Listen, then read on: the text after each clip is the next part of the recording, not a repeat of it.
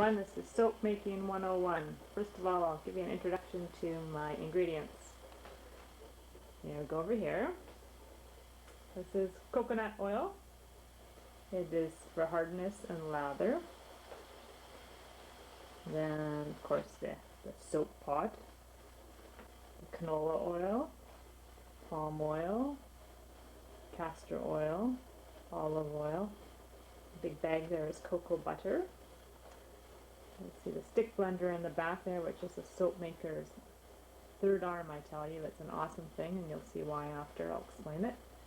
Digital scale. Very important to have a digital scale that reads to like 1/10 of an ounce. This one reads to 1/10 of an ounce, and also in grams and etc. etc. Plus the tare feature, which is really wonderful to have. My cup for mixing my lye water in. Little container of lye. I actually buy the lye in the 50-pound pail of lye, and then I just portion it out into these small containers that I had saved up from when I used to just make a little bit of soap and put them in there. I use 9.5 ounces of lye per batch, so one of those containers you find in the grocery store. And tonight we're going to make a chamomile bergamot soap, and that comes from a supplier in the States. And then the fancy thermometer here to check my lye temperatures and oil temperatures before I blend them. And I think we'll also put some chamomile tea in, or sorry, bergamot tea and Earl Grey tea into the soap tonight for a little bit of texture and just to complement the fragrance itself. Okay, I'll get to it. See you in a minute. It's the lye and water. Lye is very dangerous. It draws moisture from the air, and it's highly combustible, so it burns terribly. So you want to make sure that you're covered, lab jacket, stuff like that, gloves, and safety goggles. I'm not that great in using those things, but you can see it right now. Actually, I don't know if you can tell, but this was a dry powder, and as I'm just sitting here in the air talking, you can see the little pellets swelling as they're drawing the moisture in from the air. That's how quickly this stuff reacts. So we'll go over here and do it underneath the fume hood of the stove, because it lets off these terrible fumes when you add the water, and it just takes the air out of your lungs, and it can really cause you to choke. So I'm going to turn the fan on. Sort of stand back. Quite often I actually hold something over my nose when I'm doing it so I don't breathe in the fumes. Safety. You always pour the water into the lye, never the lye into the water. You'll see the steam coming off the top. The steam and the fumes, actually. See, there it is. See that steam coming up? That fume? And just to let you guys know, I'll get the thermometer. I'll just tell you how hot this stuff really is. Turn it off. See, I just mixed the lye and the water together. The temperature of it is 198 degrees Fahrenheit, which is just over 92 degrees Celsius. This is almost boiling. That's how intense this stuff is.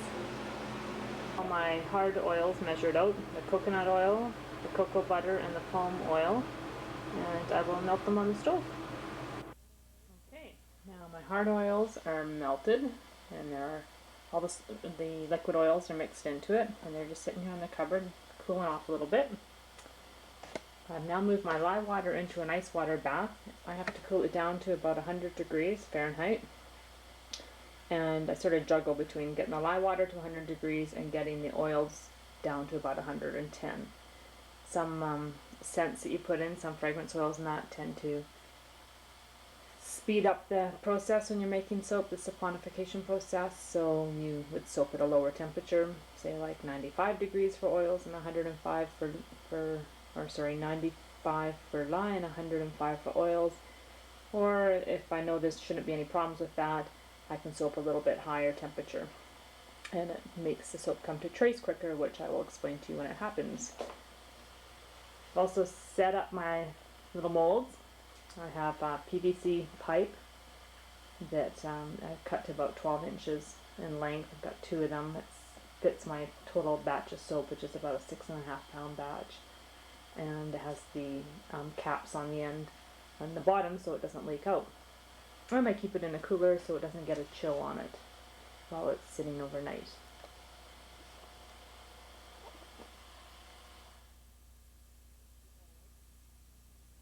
oils. I'm going to pour it in a slow, steady stream, mixing the whole time. And you can see right now the oils are clear. That will change. The reason why you're mixing it slow and mixing it constantly is you want the lye to basically touch all the fat particles that are in there.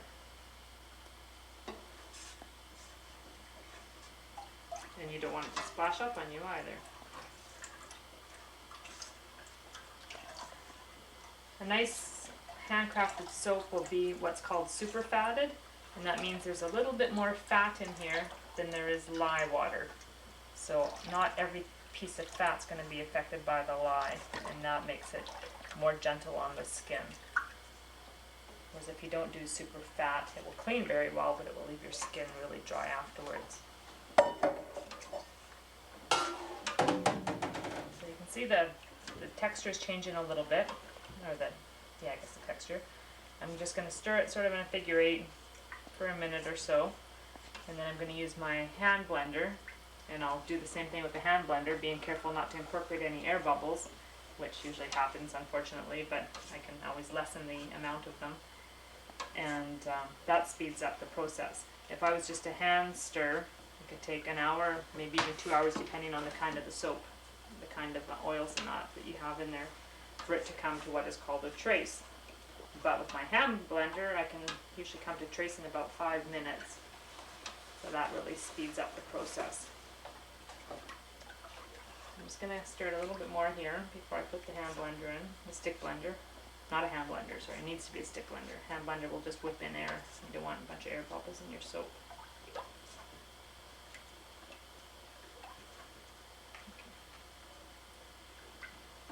Again, being careful not to put the top of the blender above the soap because you will drag the air bubbles down. You see the soap changing, or it's not soap yet, but it's on its way to being soap.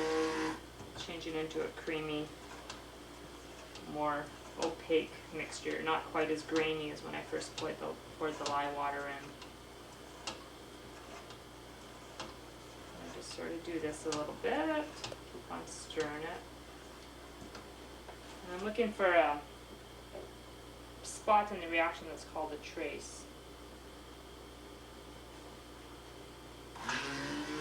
Not quite there yet, but it's close.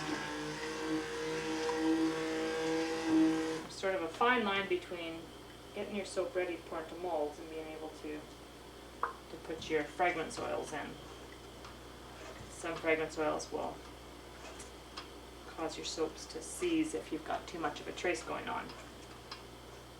So you want a really light trace. And what it is, it's like if I lift this up and I drop, it's not happening yet, but the drops of liquid, when they hit the top of the liquid, you'll actually see them sort of just sit there for a second or two before they melt in.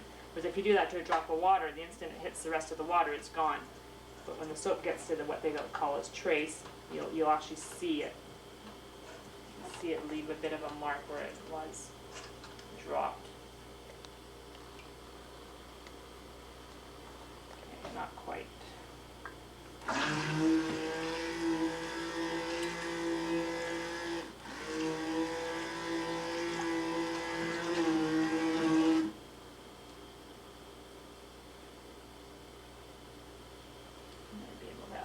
I'm going to pour my tea in.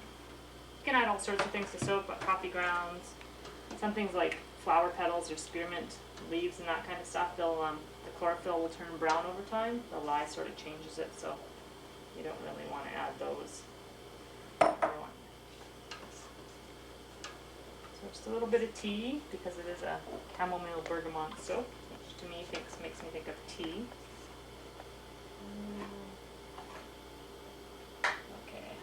My fragrance oil in now. This is about a 4-ounce bottle of oil. Some oils are quite inexpensive. Some oils can cost you $50, $60 for a bottle that size. A rose soap is often, a rose essential oil or something is very, very expensive. Like $60 for 4 ounces, so you often don't find the pure rose essential oil soap out there, unless it's special order and you're willing to pay for it. I can do it if you want. Money first.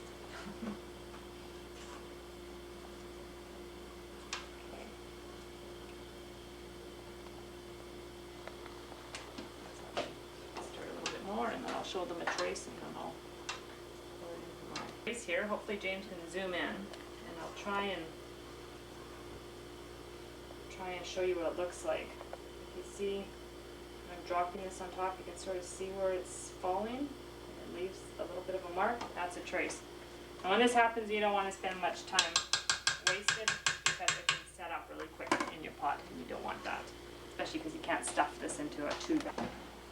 I do have various colorants, micas, and food, drug, and cosmetic dyes and that I use in my soaps. I'm not using it for this particular batch. So the color that we'll see tomorrow when I unmold it will be the natural color from the fragrance oil and from the oils themselves that I've chosen. It will have a bit of a yellow tint because the palm oil and the cocoa butter are a bit yellowish, and so is the olive oil. That all affects your finished product. So you pour your soaps into your molds, and then they have to sit there for about 24 hours. And they go through what's called the gel stage. I might be able to get that on tape for you tomorrow, I might not. And it basically does look like gel if you look at it. The soap goes from this opaque look to a gel look, and then into the appearance you'll see in the final bar. So, shite, okay.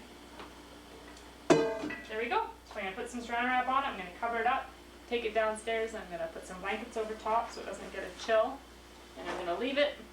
Tomorrow, just before noon, I'll probably take a peek, see how it looks, and then tomorrow evening I'll unmold it, and we'll show you what it looks like when it's unmolded, and then show you how I slice it, and then in about 4 weeks you'll be able to use the soap. Bye. Soaps have sat for about 24 hours. They've gone through a gel stage.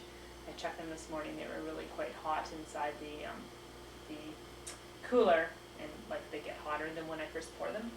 So it's time to unmold them. There's one unmolded already. Here's the end caps. Sometimes they come off with difficulty. That's why I'm lucky. These ones are coming off really nicely. There's my soap. Put some saran wrap on it. Now this is very scientific, so pay attention. This is what I do to your soap before I sell it to you. I step all over it! Just joking. And I'm just trying to loosen it up a bit. I've actually had the tube in the freezer for about 20 minutes. I think that sort of helps it sweat a little bit. Sometimes this works really good, and other times it takes a lot of work to push these out, but I'm doing this one here. I know it'll work good. This one I can see it falling out. Doesn't always happen this way.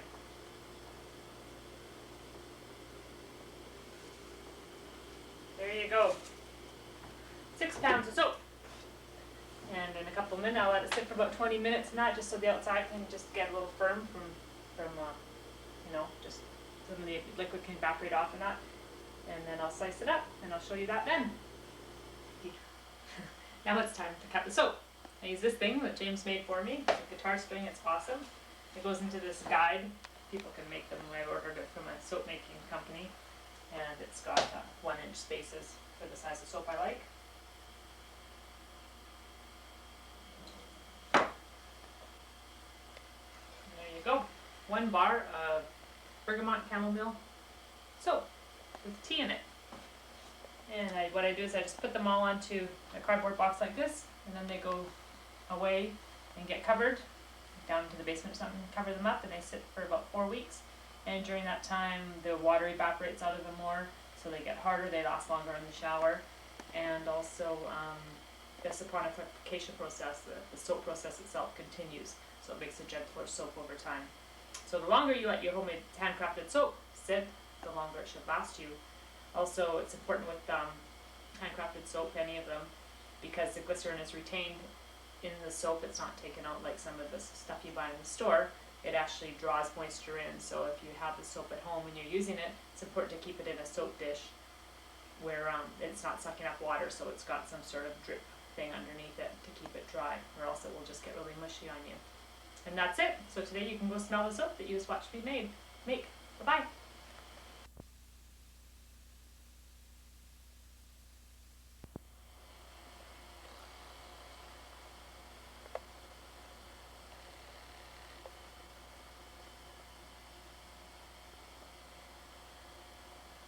There you go, 21 bars.